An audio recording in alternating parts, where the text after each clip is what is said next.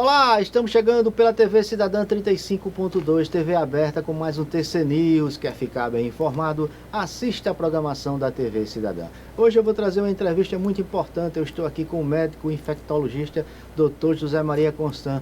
Ele que é experiente nessa área, já trabalha há muitos anos lidando com a área de saúde e vai falar para a gente sobre a questão do coronavírus. Muita gente está esperando essa entrevista para tirar as dúvidas com quem entende. Doutor José Maria, é um prazer em tê-lo aqui e eu gostaria de iniciar com uma pergunta assim que eu já vi até o senhor falar em algumas emissoras de rádio sobre isso. Aqui no caso de Alagoas, já é uma questão para pânico? Não, nem aqui, nem em nenhuma parte do Brasil. Não há motivo para pânico. Onde a doença está cursando com mais intensidade, existe lugar para os cuidados. Pânico nunca, porque o medo é salutar.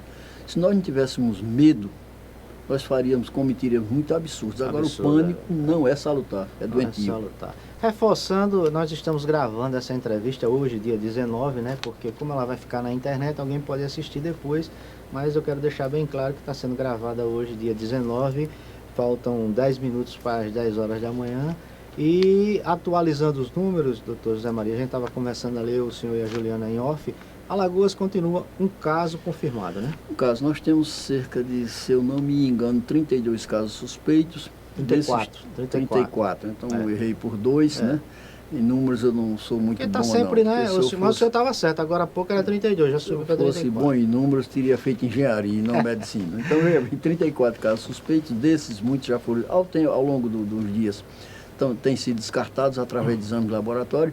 E até agora nós temos um caso confirmado, apenas um caso confirmado. Então, e um caso já que disse que a pessoa já está curado, recebeu alta. E esse caso é o chamado caso importado, é um cidadão que veio da Europa. Certo. E se contaminou lá na Europa. Ainda não existe a chamada transmissão local. Nós não temos evidência de que alguém tenha contraído a doença aqui, uma pessoa que não saiu daqui. Isso chama-se transmissão local. Então, admitamos que alguém adoece aqui em Alagoas sem ter saído daqui de Alagoas e transmite para outra pessoa que não saiu daqui de Maceió ou de Alagoas. Isso é transmissão local, nós não temos ainda. Certo. No caso, a pessoa, essas medidas que estão sendo tomadas pelo governo do estado, pela prefeitura de Maceió, né, em fechamento de academia, as escolas, o senhor acha que essa medida realmente já é a correta?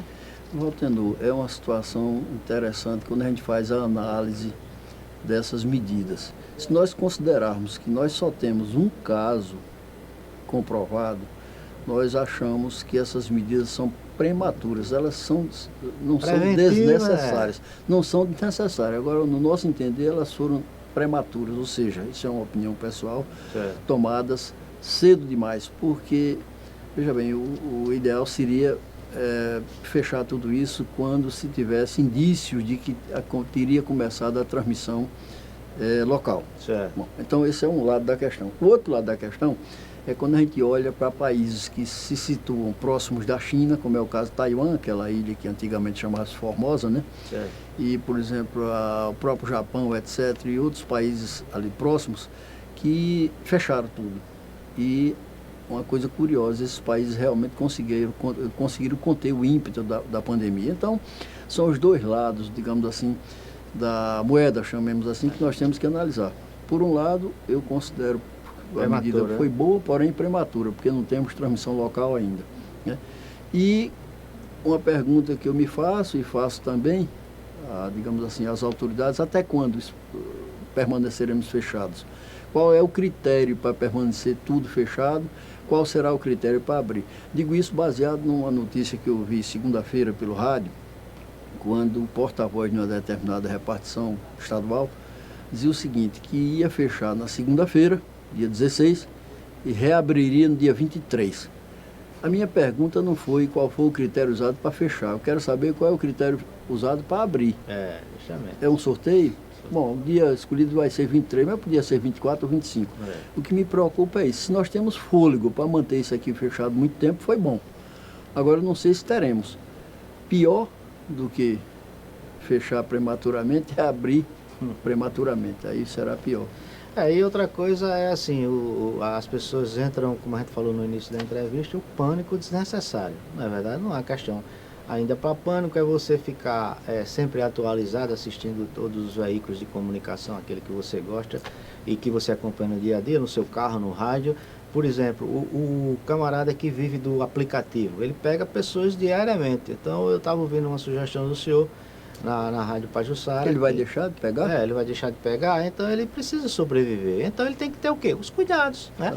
Abrir o vidro do carro, não deixar, se tiver o dia fresquinho, para que circule, né, a ventilação dentro do carro. Então são medidas que já ajudam também, né? Não corre tanto o risco da contaminação. Se ele por acaso desejar, já que ele não pode selecionar quem ele vai pegar, dizer não, eu não pego ninguém que tenha sintoma respiratório, então use uma máscara para dirigir, use álcool gel para passá-lo no volante, etc. Higienize seu carro. É o caso, por exemplo, da minha profissão. Eu não vou deixar de atender as pessoas. É o senhor que lida com pessoas todo dia. Eu não vou deixar de atender. Quer dizer, seria renunciar ao meu trabalho e, por outro lado, quem é que vai cuidar daquelas pessoas que dependem de mim? Ora, o que é que eu tenho que fazer, então? Agir racionalmente, aí é que está. Se eu entrar em pânico, eu me afasto da unidade de saúde. Saio correndo com medo. Não é correto. Então, o que eu tenho que ser cuidadoso, tomar medidas preventivas que possam me permitir que eu não me contamine. Então a gente sabe quais são, é lavar as mãos a cada atendimento, pode ser com água e sabão líquido, não está indicado no ambiente coletivo usar sabão em barra, na higiene de sabão líquido, ou álcool 70%, o álcool pode ser álcool gel, pode ser o outro sem ser gel, o defeito do álcool que não é gel, o álcool líquido é que ele resseca as mãos e é inflamável, né? Mais inflamável, então é higiene, pedir. É o que a gente está adotando, pedir o seguinte, as pessoas que chegam para o atendimento num ambulatório, por exemplo, onde eu trabalho lá em Paripueira, então nós pedimos o seguinte, quem estiver gripado, entre aspas, ou seja, com sintoma respiratório, põe uma máscara, o próprio doente põe uma máscara. Então ele vai entrar no meu ambiente de atendimento, que estará com a janela aberta, eu vou dispensar o ar-condicionado, e ele vai entrar. Já chega protegido, ele vai chegar me protegendo porque a máscara dele impede que as secreções batam no meu rosto e eu também estou com a máscara. Então, são medidas protetivas, não são medidas de correr pânico, assustado, senão a gente daqui a pouco fecha as próprias casas e as próprias famílias, cada um, para evitar aglomeração, quem tem muitos filhos como eu tenho, cada um vai para um lado, não pode ser. Não pode. E outra coisa, gente, nesse período agora que tem acontecido as chuvas, essas chuvas que têm acontecido aqui nos últimos dias, todo ano é normal aparecer as gripes, né? Então você pode estar com resfriado, não quer dizer que é o coronavírus. Perfeito. Então não entre em desespero, analise, fique em casa inicialmente se o seu trabalho já lhe dispensou para trabalhar em casa, né? Que hoje a tecnologia tem essa vantagem, né, doutor? A gente trabalha online, então fique em casa, aguarde o sintoma. E qual é o primeiro motivo que essa pessoa que está com a gripe, que ela pode suspeitar que esteja com coronavírus? O que é que ela deve fazer para procurar um hospital?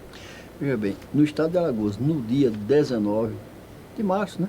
De março. Dia de São José. Dia de São José. Dia de plantar milho. Choveu ontem, né? Hoje dia de plantar milho, olha aí. Então, oh meu Deus, que coisa boa. Coisa lembrar boa. disso, pelo menos tira um pouco o pensamento. Pensar coisas boas, né? Então, para mim, o alagoano que está no dia 19 de março, que hoje, vamos dizer, amanheceu com febre, tosse, espirro, coriza, etc., para ele pensar na situação atual, isso pode mudar amanhã, certo. Mas para ele pensar que tem infecção pelo coronavírus, é preciso que ele tenha vindo, agora nesses últimos 10 dias, de algum local onde existe transmissão entre a população, por exemplo, Rio, São Paulo, Distrito Federal, etc. Então é preciso que ele tenha vindo lá, ou que ele tenha tido contato com alguém doente, que veio doente de lá, ou de qualquer país fora do Brasil, qualquer local fora do Brasil, qualquer país evidentemente é fora do Brasil. Então é preciso isso. Se ele está com esses sintomas respiratórios, febre, tosse, coriza, etc., não teve contato com ninguém que veio das áreas onde está havendo transmissão, não teve contato com ninguém que veio de qualquer país, então ele pense primeiro em gripe, resfriado, infecção por adenovírus, metapneumovírus, coxsackie, eco, uma série de vírus com nomes estranhos que o nosso povo não conhece. Que geralmente nesse período aparece, né? Que nesse período agora chuvoso. Existe um sem número. Eu contei aqui, os dedos da mão não deu, tive que repetir dedo para contar os vírus que podem causar esse quadro. É isso, situação atual em Alagoas. Pode mudar? Pode, e acredito até que vai. Nós estamos numa fase, Valtenor, de contenção da doença. Ou seja, é aquela situação do camarada que está dentro da sua casa e o ladrão quer entrar, está querendo arrombar a porta, ele está segurando a porta para o ladrão não entrar. Vamos fazer tudo. Inclusive, eu não desmereço totalmente essas medidas protetivas de distância social, como se chama. É uma maneira bonita, eu vim para dizer fechar as entidades. Não, porque realmente, se a gente olhar, eu achei prematuro, mas se a gente olhar para o lado do que aconteceu em torno da China, países que se fecharam, a gente vê que funcionou, né? Não, e só reforçando isso que o senhor acabou de falar, eu estava assistindo agora há pouco no Bom Dia Brasil, duas pessoas que estão lá na China, brasileiros, e eles dizendo que lá, acalmando os brasileiros, que o pico passou e o que eles fizeram foi justamente isso, onde podia ficar isolado, o pessoal foi ficando e aí a transmissão onde podia, não circulou. Porque a China toda não fechou. Não fechou, não. Por exemplo, a província de Hubei, me parece que é isso, essa fechou, porque é o epicentro da epidemia, mas aquele país imenso, eu acredito que não fechou totalmente. Não, totalmente não. Então, Alagoas não pode se comportar igual a São Paulo, igual ao Rio, Distrito Federal, de maneira nenhuma. Mas eu acho assim, nossa é diferente, por enquanto. Eu assisti também a entrevista do governador, achei ele muito seguro nessa questão, o secretário da Saúde, né? Essa coisa toda está se aconselhando inicialmente a essa coisa, 60 anos, né? Ficar em casa, né? O pessoal que pode trabalhar online já está sendo liberado. Então essas medidas são muito boas, e cabe à população. Agora, é aquela história, o cara foi liberado do trabalho, é para ficar em casa. Né? Vou para a praia, vou para o shopping, vai, na verdade. E outra coisa, você chega no estabelecimento hoje, se tiver um pouco tumultuado, né? Porque o pessoal ficou preocupado com essa questão do abastecimento, já foi tranquilizado que não há necessidade, os supermercados estão até anunciando isso, de que fique calma, está tudo abastecido. Você vai lá uma horinha, compra uma coisa, vai outra, né? Quer dizer, se você... eu estou aqui no trabalho, a minha esposa pode mandar pelo WhatsApp o que está precisando em casa, quando eu passar, compro e vou embora. Não precisa aquele monte de gente no supermercado. Perfeito. O que nós estamos também desaconselhando são as aglomerações desnecessárias. Justamente se isso. Se você não precisa daquela aglomeração, transfira. Então, por exemplo, nós tivemos a oportunidade de aconselhar vários colegas que dirigem determinados órgãos. Naturalmente, como eu não sou importante, eu aconselho para coisa pequena, né? Não para o macro, para a situação macro. Mas tem aconselhado, olha, isso aí você pode deixar para depois, você pode postergar. Deixe. Né? Não custa nada ter cuidados. Né? Nos condomínios, por exemplo, né? Pessoas que moram, como no meu caso, lá no meu prédio, já foi tomar todas as medidas. Está lá o álcool gel na entrada, na saída, no elevador. Perfeito. Quem for fazer academia, lá tem uma academia, abre a porta, deixa o ar circular, não cabe todo mundo, então sempre são no máximo 2 pessoas, lá a academia é pequena, aquela coisa pequena de prédio. Então são esses cuidados, né? As crianças a gente está sempre... Sim, uma questão que eu ia perguntar, a preocupação dos pais. As crianças a gente não tem ouvido falar muito em casos em crianças, né? Na China não houve mortes entre 0 e 9 anos. É uma coisa curiosa. Esse vírus, né? ele teve assim, um comportamento diferente. Que o da gripe não atinge não poupa as crianças, principalmente, né? Lembra elas sofrem bastante. Aquela música de o papo é pop, o pop não poupa ninguém. Poupa ninguém. O vírus da gripe, ele não poupa não, nenhuma faixa etária. Mas esse, curiosamente, é uma doença que a gente não tem muita experiência e, consequentemente, tem alguns lados dela que ainda estão obscuros. Apesar de, é bom que se diga, a infecção por coronavírus não é novidade. Só que nós não sabíamos, porque não nos afetou. Aconteceram 2 episódios seríssimos de infecção por coronavírus, um em 2002 na China, com o chamado SARS, era o SARS-CoV-1. Nosso vírus é SARS-CoV-2. Estou chamando de nosso, porque já de intimidade. O SARS-CoV-1 em 2002 atingiu a China e a mortalidade era 10%. De cada 100 pessoas morriam 10. Agora, houve um fato curioso, só os doentes graves transmitiam. Então, por isso ela não se expandiu. Em 2010, aconteceu a chamada MERS. São siglas de palavras em inglês que não interessam para quem está nos ouvindo e nos vendo. Mas essa MERS aconteceu na Arábia Saudita. Terrível. Coronavírus também. De cada 100 pessoas morriam 34. Imagine. Também, como só os doentes graves transmitiam, ela ficou restrita à Arábia Saudita. A gente nem tomou conhecimento, nós não sabíamos disso. Eu não sabia. Eu não sabia. E eu sou da área. Quer dizer, mas como é uma coisa que aconteceu restritamente na China, na Arábia Saudita... Ficou lá, né? Ficou lá. porque só os graves transmitiam. Qual é o diferencial desse SARS-CoV-2, que é esse vírus agora? É que os doentes leves e até as pessoas que não têm sintomas podem transmitir. Então, nessa pandemia, a grande característica é, atenção para os termos que a gente vai explicar, alta infectividade, ou seja, muitas pessoas são infectadas, baixa patogenicidade, poucos adoecem gravemente, e é um fato. Eu estava conversando agora há pouco com a moçada ali, antes de você chegar, a gente falando o seguinte, a mortalidade nessa pandemia é em torno de 3,4% e tal, no geral, né? Geral, considerando o geral, as pessoas jovens e velhas, doentes, não doentes, etc., em torno de 3,4%. Aí você diz, vamos botar 4 para facilitar o cálculo. Então, e facilitar a compreensão, né? De cada 100 pessoas morrem 4. Aí você diz, é pouco. Não é. Em termos individuais, não. Vá dizer isso a uma família que perdeu um ente querido. Não é, do ponto de vista individual. Mas para quem trabalha em saúde pública, veja bem, se de cada 100 morre 4, naquela epidemia lá na Arábia Saudita, MERS, naquele surto, chamemos assim, morriam 40, 34 a 40. Então, alta infectividade, ou seja, muitos são contaminados, baixa patogenicidade, poucos apresentam as formas graves da doença. A realidade é essa. Logicamente, eu não sei quem é que vai apresentar, pode ser eu, inclusive. Eu sou do grupo de risco, né? Idade, diabetes, hipertensão, etc. Lida com as pessoas dia a dia. Não estou dando uma de herói, dizendo que eu sou o herói, vou sair daqui. Não, absolutamente, estou sendo realista. No entanto, eu estou me protegendo, é isso. Não estou em pânico, não corri ainda do meu trabalho, não. Coisa boa. Então, tranquilizando aí os pais que estão nos assistindo, né? A questão das crianças, fique tranquilo, né? É um grupo que já está confirmado em números, está sendo pouco atingido. A gente tem, em todos os países. Todos os países. Já há a vitória lá na China, ouvi os brasileiros falando de que o controle está sendo feito. Então, basta a gente seguir o que está acontecendo aqui, já as medidas que estão sendo tomadas pelo governo do estado, e seguir tudo isso, que temos certeza que a gente vai sair dessa, né, doutor? Perfeito, eu tenho certeza absoluta, saímos de outras.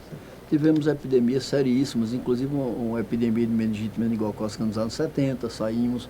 Tivemos gripe asiática muito antes, 57, conseguimos superar. A gripe suína em 2000 e quanto, meu Deus, faz 6 anos, 2014, conseguimos superar e vamos superar também.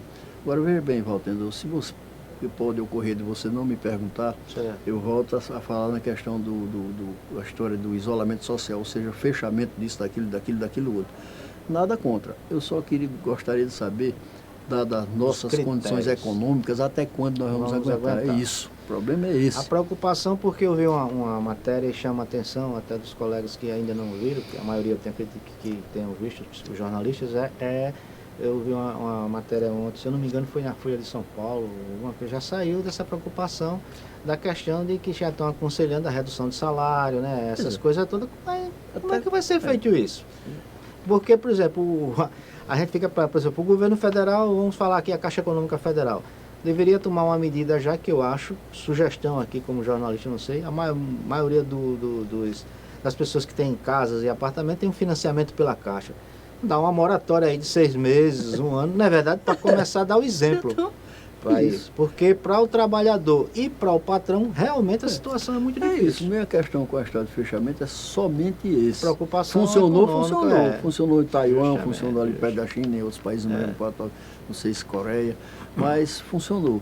Agora o problema é esse. Comércio, né? Em Alagoas, eu acho que nós fechamos antes do tempo. Porque é como se você fosse, vamos supor, dar um mergulho, e durante o mergulho você precisa prender o fôlego, né? Você tem que respirar debaixo d'água com um bocado de oxigênio no pulmão. Se você prender o fôlego antes de mergulhar, ficar 30 segundos antes de cair d'água, você está gastando tempo, você está prendendo o fôlego antes do tempo. Quando você mergulhar, você vai ter uma capacidade menor de ficar ali debaixo d'água. É isso que eu quero dizer e eu espero que as pessoas me compreendam, não interpretem. Não, o senhor está certíssimo, e aí isso também é uma preocupação. Primeiro a saúde e depois vem a questão econômica, e tem a economia informal hoje, que é o maior número no Brasil, né? Eu vi um camarada que vende quentinha lá no Rio de Janeiro, ele, coitado, com as quentinhas lá tudo no carro, não tinha quem vender. E aí, como é que ele chega em casa para sustentar a família dele? Ainda antes de ontem eu vi, se nós temos tempo ainda de comentar, um cidadão que é dessa área de shows, essa coisa, ele dizendo o seguinte: eu paguei o iluminador, paguei o elétrico, paguei, e agora o que é que eu faço? Quer dizer, bom, tá certo que ele ia apresentar o quê? Um show de uma cantora, de um cantor, que pode ser adiado. Tudo bem, pode ser adiado. Mas tem outras coisas que não podem ser adiadas. Não pode ser adiada. E como você diz assim, é aquela pessoa que gosta de pagar suas contas em dia, né? E, por exemplo, o caso da energia elétrica da casa. Né? Você chegar naquele dia, você está sem o dinheiro para pagar porque você recebeu o salário. Então tem que se pensar já também nessa estrutura econômica do país. Mas para finalizar, algumas pessoas me perguntaram pelo Instagram e pelo Facebook, que chegou muitas perguntas e no geral foram essas, assim, filtrando. A medicação hoje, que a pessoa que esteja com coronavírus na fase inicial, qual é o primeiro que ele pode tomar? Porque ele vai sentir dor, vai sentir mal-estar. O que nós estamos recomendando é o seguinte, que inclusive recomendando principalmente para os médicos, são pessoas que estão autorizadas a passar remédio, apesar de ter balconista de farmácia passa, mas o que nós estamos recomendando é o seguinte, sintomáticos, ou seja, remédios que possam diminuir o desconforto do paciente. Então ele vai, se está naquela fase inicial leve, ele vai tomar só analgésicos antitérmicos, de bastante líquido, repouso, etc. É isso. Não existe nenhum medicamento específico para o coronavírus, como tem para o da gripe. Certo. O vírus da gripe tem uma medicação específica que age sobre ele. Não existe ainda. Tem sido feitos testes na Malásia, na China, na Itália, com vários medicamentos antivirais, mas aqui no Brasil, para a gente utilizar isso, é preciso que haja uma autorização, inclusive da Anvisa. Não existe ainda, digamos assim, uma opinião conclusiva e unânime de que esses esquemas realmente funcionam. São 3 drogas antivirais e uma droga usada para tratamento de malária. São os que estão sendo testados. Tudo indica que funciona, mas nós não podemos prescrever na base do tudo indica. Tem que ter certeza. Não existe medicamento específico, como não existe vacina ainda. Apesar de já haver uma pesquisa há muito tempo, não é de hoje não. Ainda do tempo desse surto lá da Arábia Saudita que se vem pesquisando a vacina. Então, na sua opinião, o remédio tradicional, a dipirona, né? O analgésico antitérmico, eu prefiro não citar o nome, vou citar o que não deve ser usado. Está sendo, inclusive foi veiculado na televisão, o ibuprofeno. Porque o ibuprofeno, ele é capaz, repare como passar remédio é uma coisa séria, rapaz, muito importante, e existe às vezes uma irresponsabilidade. Preste atenção nisso aí. Pessoas que não estão preparadas. Eu não estou dizendo que todo médico sabe passar remédio bem, não. Mas quem tem, durante o seu curso, ele pelo menos o curso tende a capacitá-lo para prescrever, é o médico e o dentista. O dentista, logicamente, na sua área. As demais categorias não estão autorizadas, mesmo profissionais de nível superior não estão autorizados a passar remédio. Parece que isso é uma coisa séria. Veja bem, eu não estou dizendo que todos os médicos passam corretamente, eu não estou dizendo que eu sempre passo corretamente. Eu posso errar e devo ter errado ao longo toda a minha carreira. Mas a gente tenta não errar. O ibuprofeno, ele está contraindicado em pacientes que apresentem sintomas que possam ser causados pelo coronavírus, porque o ibuprofeno eleva no sangue o nível de uma substância que o vírus usa para penetrar nas células. Então, não deve ser usado. Use quaisquer outros, menos o ibuprofeno, com seus nomes comerciais, etc. Bom, gente, como eu sempre digo, né? Você ficou bem informado e vai continuar ficando bem informado assistindo aqui a programação da TV Cidadã. Atualizando, hoje, dia 19, nós só temos, mais uma vez, um caso confirmado e os últimos números também, 34 casos suspeitos ainda. Então, mais uma vez, eu reforço aqui, em nome de toda a equipe da TV Cidadã, esse programa até a gente foi até um pouco mais, mas o caso é importante, que a gente discuta bastante essa doença, e dizer, não entre em pânico, o doutor Zé Maria já tranquilizou todos, vamos seguir o que já está sendo aí feito pelas autoridades, e a gente tem certeza que a gente vai sair dessa. Doutor Zé Maria, agradeço mais uma vez a sua presença aqui, o senhor que já esteve aqui comigo, e dizer que foi muito bom bater esse papo com o senhor, que deixa muita gente que está assistindo a gente agora muito tranquilo, que estavam aperreados. Eu sou quem agradeço, Valtendo, a oportunidade de passar informações, não sei se todas corretas, eu não me julgo assim capaz de falar sempre a verdade, mas pelo menos eu garanto que são informações mais corretas do que essas que a gente está recebendo pelas chamadas redes sociais. Quantos anos de profissão?